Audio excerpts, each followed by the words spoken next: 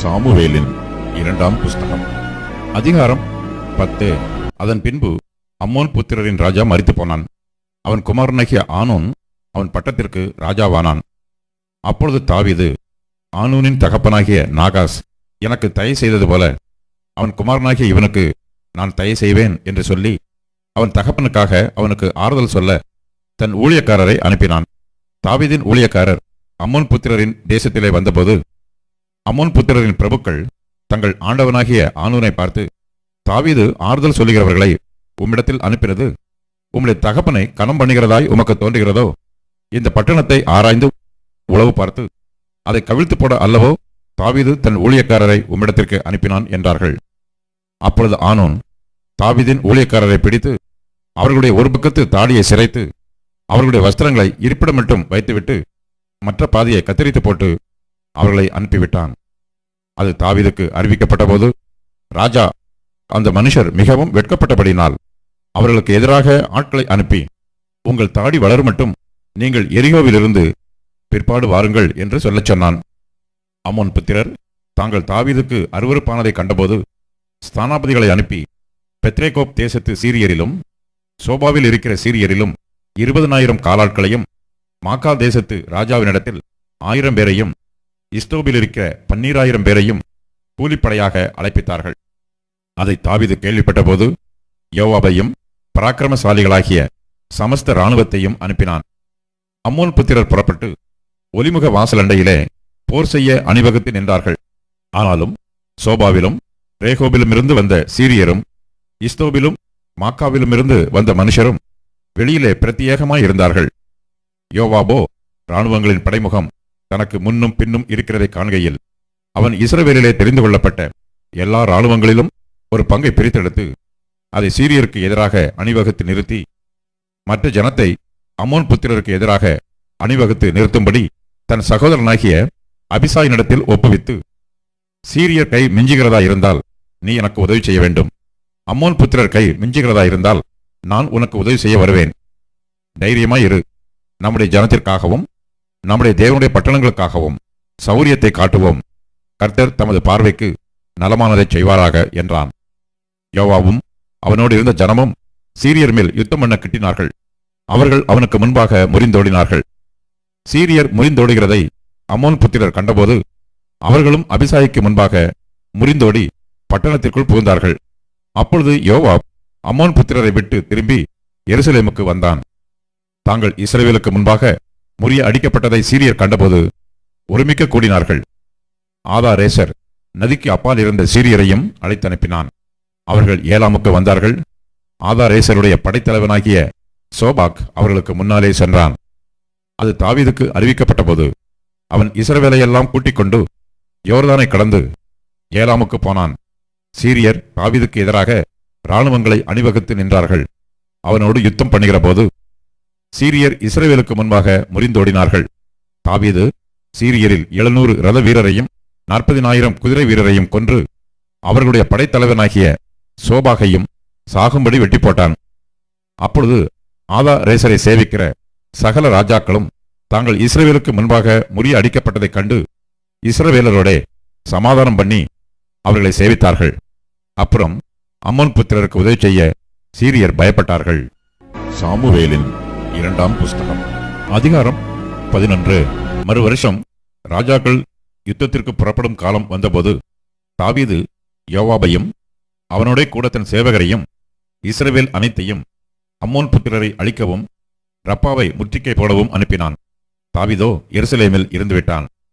ஒரு நாள் சாயங்காலத்தில் தாவீது தன் படுக்கையிலிருந்து எழுந்து அரமனை உப்பரிகையின் மேல் உலாத்திக் கொண்டிருக்கும் போது ஸ்நானம் பண்ணுகிற ஒரு ஸ்திரீயை உப்பரிகையின் மேலிருந்து கண்டான். அந்த ஸ்திரீ வெகு சௌந்தரவதியாய் இருந்தாள். அப்பொழுது தாவீது அந்த ஸ்திரீ யார் என்று விசாரிக்க ஆள் அனுப்பினான். அவள் எலியாமின் குமாரத்தியும் ஏத்தியனான உரியாவின் மனைவியுமாகிய பத்சேபாள் என்றார்கள். அப்பொழுது தாவீது ஆள் அனுப்பி அவளை அழைத்து வரச் சொன்னான். அவள் அவனிடத்தில் வந்தபோது அவளோட சயனித்தான். பிற்பாடு அவள் தன் தீட்டு நீங்கும்படி சுத்திகரித்துக் கொண்டு தன் வீட்டுக்கு போனாள். அந்த ஸ்திரீ கர்ப்பம் தரித்து தான் கர்ப்பவதி என்று தாவீதுக்கு அறிவிக்கும்படி ஆள் அனுப்பினாள். அப்பொழுது தாவீது, ஏத்தியனாகிய உரியாவை என்னிடத்தில் அனுப்பு என்று யோவாபின் அண்டைக்கு ஆள் அனுப்பினான். அப்படியே யோவாப் உரியாவை தாவீதினிடத்திற்கு அனுப்பினான். உரியா அவனிடத்தில் வந்தபோது தாவீது அவனை பார்த்து, யோவாப் சுகமாய் இருக்கிறானா? ஜனங்கள் சுகமாய் இருக்கிறார்களா?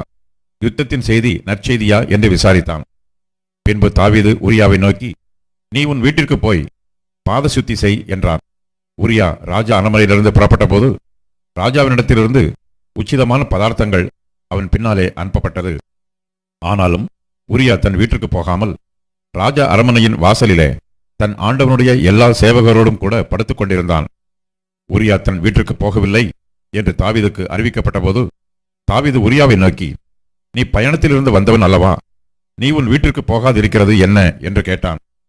உரியா தாவீதை நோக்கி, பெட்டியும் இஸ்ரவேலும் யூதாவும் கூடாரங்களிலே தங்கி என் ஆண்டவனாகிய யோவாபும் என் ஆண்டவனின் சேவகரும் வெளியிலே பாளையமிறங்கி இருக்கையில் நான் பூசிக்கிறதற்கும் குடிக்கிறதற்கும் என் மனைவியோட சயனிக்கிறதற்கும் என் வீட்டுக்குள் பிரவேசிப்பானா? நான் அப்படி செய்கிறதில்லை என்று உம்முடைய பேரிலும் உம்முடைய ஆத்மாவின் பேரிலும் ஆணையிட்டுச் சொல்கிறேன் என்றான். அப்பொழுது தாவீது உரியாவை நோக்கி, இன்றைக்கும் நீ இங்கே இரு, நாளைக்கு உன்னை அனுப்பிவிடுவேன் என்றான். அப்படியே உரியா அன்றும் மறுநாளும் எருசலேமில் இருந்தான். தாவீது அவனை தனக்கு முன்பாக புசித்து குடிக்கிறதற்கு அழைத்து அவனை வெறிக்க பண்ணினான்.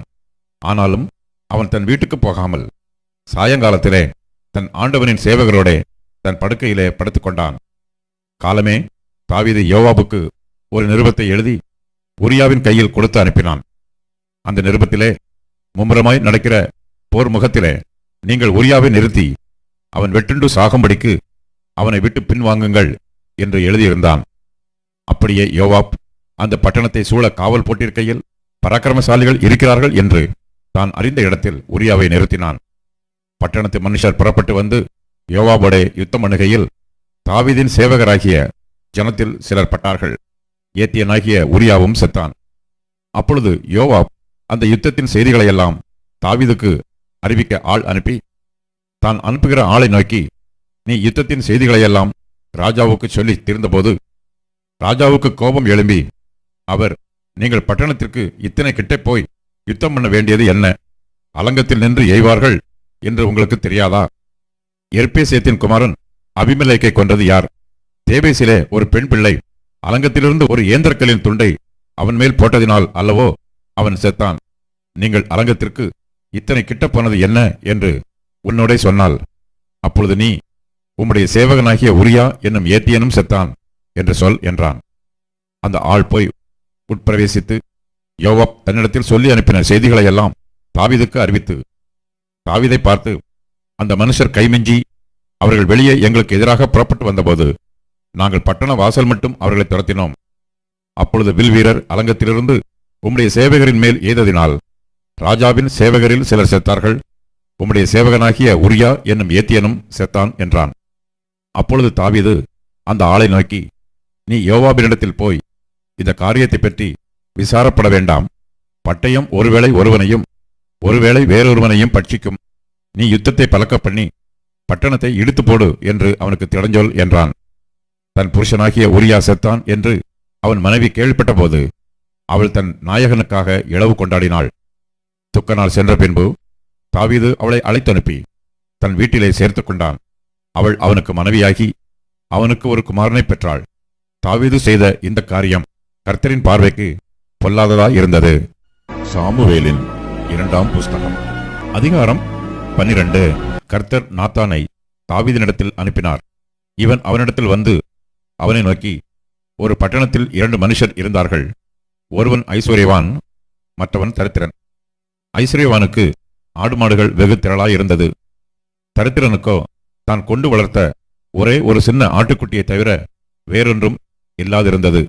அது அவனோடும் அவன் பிள்ளைகளோடும் கூட இருந்து வளர்ந்து அவன் வாயின் அப்பத்தை தின்று அவன் பாத்திரத்திலே குடித்து அவன் மடியிலே படுத்துக்கொண்டு அவனுக்கு ஒரு மகளைப் போல இருந்தது.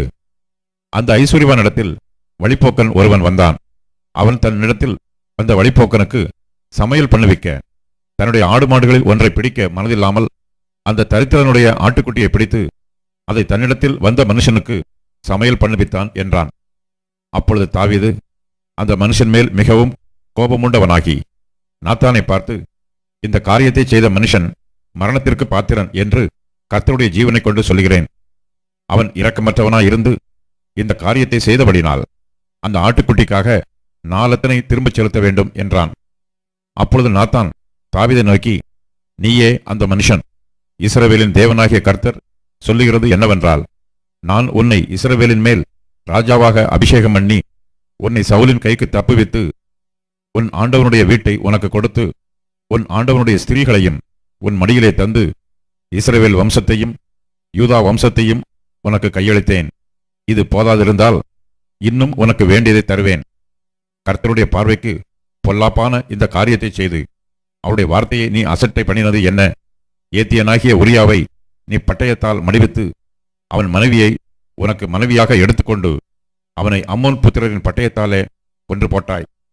இப்போதும் நீ என்னை அசட்டை பண்ணி ஏத்தியனாகிய உரியாவின் மனைவியை உனக்கு மனைவியாக எடுத்துக்கொண்டபடியினால் பட்டயம் என்றைக்கும் உன் வீட்டை விட்டு விலகாதிருக்கும். கர்த்தர் சொல்லுகிறது என்னவென்றால், இதோ நான் உன் வீட்டிலே பொல்லாப்பை உன்மேல் எழும்ப பண்ணி உன் கண்கள் பார்க்க உன் ஸ்திரீகளை எடுத்து உனக்கு அடுத்தவனுக்கு கொடுப்பேன். அவன் இந்த சூரியனுடைய வெளிச்சத்திலே உன் ஸ்திரீகளுடைய சயனிப்பான். நீ ஒளிப்படத்தில் அதை செய்தாய். நானோ இந்த காரியத்தை இஸ்ரவேலர் எல்லாருக்கும் முன்பாகவும் சூரியனுக்கு முன்பாகவும் செய்விப்பேன் என்றார் என்று சொன்னான். அப்பொழுது தாவீது நாத்தானிடத்தில், நான் கர்த்தருக்கு விரோதமாய் பாவம் செய்தேன் என்றான். நாத்தான் தாவீதை நோக்கி, நீ சாகாதபடிக்கு கர்த்தர் உன் பாவம் நீங்க செய்தார். ஆனாலும் இந்த காரியத்தினாலே கர்த்தருடைய சத்துருக்கள் தூஷிக்க நீ காரணமாய் இருந்தபடினால் உனக்கு பிறந்த பிள்ளை நிச்சயமாய் சாகும் என்று சொல்லி நாத்தான் தன் வீட்டுக்கு போய்விட்டான். அப்பொழுது கர்த்தர் உரியாவின் மனைவி தாவீதுக்கு பெற்ற ஆண் பிள்ளையை அடித்தார். அது வியாதிப்பட்டு கேவலமாய் இருந்தது. அப்பொழுது தாவீது அந்த பிள்ளைக்காக தேவனிடத்தில் பிரார்த்தனை பண்ணி உபவாசித்து உள்ளே போய் இரா முழுவதும் தரையிலே கிடந்தான். அவனை தரையிலிருந்து எழுந்திருக்க பண்ண அவன் வீட்டிலுள்ள மூப்பரானவர்கள் எழுந்து அவன் அண்டையில் வந்தாலும் அவன் மாட்டேன் என்று சொல்லி அவர்களோட அப்பம் சாப்பிடாமல் இருந்தான். 7ஆம் நாளில் பிள்ளை செத்து போயிற்று என்று தாவீதின் ஊழியக்காரர் அவனுக்கு அறிவிக்க ஐயப்பட்டார்கள். பிள்ளை உயிரோடு இருக்கையில் நாம் அவரோட பேசுகிற போது அவர் நம்முடைய கேட்கவில்லை. பிள்ளை செத்து போயிற்று என்று அவரோட எப்படி சொல்லுவோம்? அதிகமாக வியாகுலப்படுவாரே என்று பேசிக்கொண்டார்கள். தாவீது தன் ஊழியக்காரர் ரகசியமாய் பேசிக் கொள்ளுகிறதைக் கண்டு பிள்ளை செத்து போயிற்று என்று அறிந்து தன் ஊழியக்காரரை நோக்கி, பிள்ளை செத்து போயிற்றோ என்று கேட்டான். செத்து போயிற்று என்றார்கள். அப்பொழுது தாவீது தரையை விட்டு எழுந்து ஸ்நானம் பண்ணி எண்ணெய் பூசிக்கொண்டு தன் வஸ்திரங்களை மாற்றி கர்த்தருடைய ஆலயத்தில் பிரவேசித்து பணிந்து கொண்டு தன் வீட்டுக்கு வந்து போஜனம் கேட்டான். அவன் முன்னே அதை வைத்தபோது புசித்தான். அப்பொழுது அவன் ஊழியக்காரர் அவனை நோக்கி, நீர் செய்கிற இந்த காரியம் என்ன? பிள்ளை உயிரோடு இருக்கையில் உபவாசித்து அழுதேர், பிள்ளை மரித்த பின்பு எழுந்திருந்து அசனம் பண்ணுகிறீரே என்றார்கள். அதற்கு அவன், பிள்ளை இன்னும் உயிரோடு இருக்கையில் பிள்ளை பிழைக்கும்படிக்கு கர்த்தர் எனக்கு இறங்குவாரோ எப்படியோ யாருக்கு தெரியும் என்று உபவாசித்து அழுதேன். அது மரித்திருக்கிற இப்போது நான் உபவாசிக்க வேண்டியது என்ன? இனி நான் அதை திரும்பி வரப்பண்ணக்கூடுமோ? நான் அதனிடத்திற்கு போவேனே அல்லாமல் அது என்னிடத்திற்கு திரும்பி வரப்போகிறது இல்லை என்றான். பின்பு தாவீது தன் மனைவியாகிய பத்சேபாளுக்கு ஆறுதல் சொல்லி அவளிடத்தில் போய் அவளுடைய சயனித்தான். அவள் ஒரு குமாரனை பெற்றாள். அவனுக்கு சாலமோன் என்று பெயரிட்டான். அவனிடத்தில் கர்த்தர் அன்பாயிருந்தார். அவர் தீர்க்கதரிசியாகிய நாத்தானை அனுப்ப அவன் கர்த்தரின் நிமித்தம் அவனுக்கு எதிதியா என்று பெயரிட்டான். அதற்குள்ளே யோவாப் அம்மோன் புத்திரருடைய ரப்பா பட்டணத்தின் மேல் யுத்தம் பண்ணி ராஜதானியை பிடித்து தாவீதினிடத்தில் ஆள் அனுப்பி, நான் ரப்பாவின் மேல் யுத்தம் பண்ணி தண்ணீர் ஓரமான பட்டணத்தை பிடித்து கொண்டேன். நான் பட்டணத்தை பிடிக்கிறதினால் என் பேர் வழங்காதபடிக்கு நீர் மற்ற ஜனங்களை கூட்டிக் கொண்டு வந்து பட்டணத்தை முற்றுகை போட்டு பிடிக்க வேண்டும் என்று சொல்லச் சொன்னான். அப்படியே தாவீது ஜனங்களையெல்லாம் கூட்டிக் கொண்டு ரப்பாவுக்கு போய் அதன் மேல் யுத்தம் பண்ணி அதை பிடித்தான். அவர்களுடைய ராஜாவின் தலைமையில் இருந்த கிரீடத்தை எடுத்துக்கொண்டான். அது 1 தாலந்து நிறை பொன்னும் ரத்தினங்கள் பதித்ததுமாயிருந்தது. அது தாவீதினுடைய தலையில் வைக்கப்பட்டது. பட்டணத்திலிருந்து ஏராளமான கொள்ளையை கொண்டு போனான். பின்பு அதிலிருந்த ஜனங்களை அவன் வெளியே கொண்டு போய் அவர்களை வாள்களுக்கும் இருப்பு பாறைகளுக்கும் இருப்பு கோடரிகளுக்கும் உட்படுத்தி அவர்களை செங்கற்சூளையையும் கடக்க பண்ணினான். இப்படி அம்மோன் புத்திரரின் பட்டணங்களுக்கெல்லாம் செய்து தாவீது எல்லா ஜனத்தோடும் கூட எருசலேமுக்கு திரும்பினான். சங்கீதம் 51. பத்சேபாளிடத்தில் தாவீது பாவத்திற்குட்பட்ட பின்பு நாத்தான் தீர்க்கதரிசி அவனிடத்தில் வந்து அவன் பாவத்தை உணர்த்தின போது பாடி ராகத் தலைவனுக்கு ஒப்புவிக்கப்பட்ட தாவீதின் சங்கீதம். தேவனே, உமது கிருபையின்படி எனக்கு இரங்கும். உமது மிகுந்த இரக்கங்களின்படி என் மீறுதல்கள் நீங்க என்னை சுத்திகரியும். என் அக்கிரமம் நீங்க என்னை முற்றிலும் கழுவி என் பாவமற என்னை சுத்திகரியும். என் மீறுதல்களை நான் அறிந்திருக்கிறேன். என் பாவம் எப்பொழுதும் எனக்கு முன்பாக நிற்கிறது. தேவரீர் ஒருவருக்கே விரோதமாக நான் பாவம் செய்து உமது கண்களுக்கு முன்பாக பொல்லாங்கானதை நடப்பித்தேன். நீர் பேசும்போது உம்முடைய நீதி விளங்கவும், நீர் நியாயம் தீர்க்கும்போது உம்முடைய பரிசுத்தம் விளங்கவும் இதை அறிக்கையிடுகிறேன். இதோ, நான் துர்க்குணத்தில் உருவானேன். என் தாய் என்னை பாவத்தில் கற்பந்தரித்தாள். இதோ, உள்ளத்தில் உண்மை இருக்க விரும்புகிறீர். அந்தகரணத்தில் ஞானத்தை எனக்கு தெரியப்படுத்துவீர். நீர் என்னை ஈசோப்பினால் சுத்திகரியும். அப்பொழுது நான் சுத்தமாவேன். என்னை கழுவி அருளும். அப்பொழுது நான் உறைந்த மலையிலும் வெண்மையாவேன். நான் சந்தோஷமும் மகிழ்ச்சியும் கேட்கும்படி செய்யும். அப்பொழுது நீர் நொறுக்கின எலும்புகள் களிகூரும். என் பாவங்களை பாராதபடிக்கு நீர் உமது முகத்தை மறைத்து என் அக்கிரமங்களையெல்லாம் நீக்கி அருளும். தேவனே, சுத்த இருதயத்தை என்னிலே சிருஷ்டியும். நிலைவரமான ஆவியை என் உள்ளத்திலே புதுப்பியும். உமது சமூகத்தை விட்டு என்னை தள்ளாமலும் உமது பரிசுத்த ஆவியை என்னிடத்திலிருந்து எடுத்துக்கொள்ளாமலும் இரும். உமது இரட்சணியத்தின் சந்தோஷத்தை திரும்பவும் எனக்கு தந்து உற்சாகமான ஆவி என்னை தாங்கும்படி செய்யும். அப்பொழுது பாதகருக்கு உமது வழிகளை உபதேசிப்பேன். பாவிகள் உம்மிடத்தில் மனம் திரும்புவார்கள். தேவனே, என்னை ரட்சிக்கும் தேவனே, இரத்த பழிகளுக்கு என்னை நீங்களாக்கி விடும். அப்பொழுது என் நாவு உம்முடைய நீதியை கம்பீரமாய் பாடும். ஆண்டவரே, என் உதடுகளை திறந்தருளும். அப்பொழுது என் வாய் உம்முடைய புகழை அறிவிக்கும். பலியை நீர் விரும்புகிறதில்லை. விரும்பினால் செலுத்துவேன். தகன பலியும் உமக்கு பிரியமானதல்ல. தேவனுக்கு ஏற்கும் பலிகள் நொறுங்குண்ட ஆவிதான். தேவனே, நொறுங்குண்டதும் நறுங்குண்டதுமான இருதயத்தை நீர் புறக்கணியீர். சீயோனுக்கு உமது பிரியத்தின்படி நன்மை செய்யும். எருசலேமின் மதில்களை கட்டுவீராக. அப்பொழுது தகன பலியும் சர்வாங்க தகன பலியுமாகிய நீதியின் பலிகளில் பிரியப்படுவீர். அப்பொழுது உமது பீடத்தின் மேல் காளைகளை பலியிடுவார்கள்.